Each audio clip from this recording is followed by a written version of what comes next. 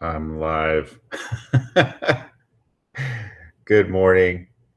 Oh, good morning. I'm so confused right now. All right. All right. Hi, this is Tom Grody. Good morning, Sunshiners. It is 7:08.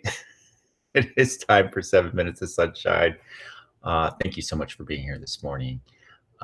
Thank you very much. I appreciate it. I thought I'd share with you this morning. If I keep wearing this Edge shirt every day, that is my kind of uniform for my job at the Edge Innovation Hub. So Edge is the innovation hub where I do the innovation work, and where I am the chief catalyst. Dun, dun, dun, dun.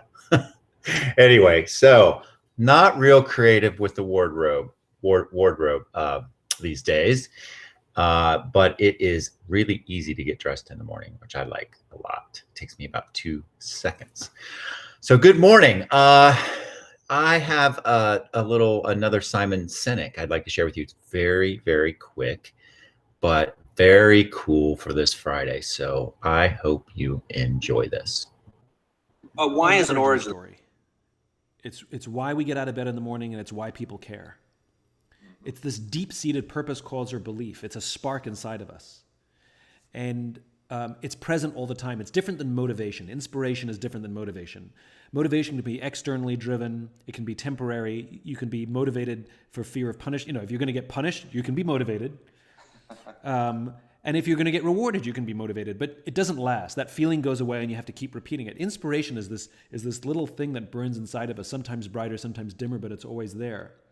And it's where we go to for that internal strength. And it's fueled by our idealism, and it's fueled by the love of our friends and our colleagues and our coworkers and our family. That's what keeps that spirit alive. And I make a point to distinguish the difference between positivity and optimism. It's important for us to be optimistic now. And to me, positivity is not, positivity is like looking at the world and saying everything's good. But the world is difficult right now. Oh, yeah. But optimism is about being in a dark tunnel and seeing the light. And you're not focused on the tunnel, you're focused on the light. Optimism is not the denial of the current state. It's the belief that if we keep moving, we will hit the light. I don't know how far away that light is. I don't know how long it's going to take us to get there, but I know 100% that if we keep moving towards it, we will hit it. And that's optimism. Optimism allows for darkness to exist. Optimism allows for reality to be there. Optimism allows for us to have good days and bad days. Optimism allows us to have setbacks. If you say be positive, that disallows a setback. That disallows you to wake up in the morning and feel that you don't want to do the day. Optimism says, so take a break today. Do it tomorrow. Optimism allows for reality, and I think that's really important. That I'm not sure it's important for us to be positive right now, but it is definitely important for us to be optimistic.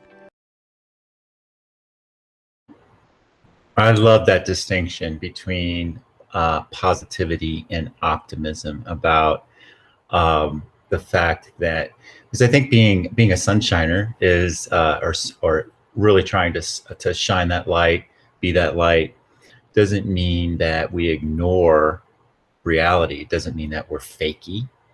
It doesn't mean that we have to put on that we can't recognize what's going on, that we can't feel our feelings. I think that's really important. I know you when you run across some folks who you're like, my God, that person is just fakey.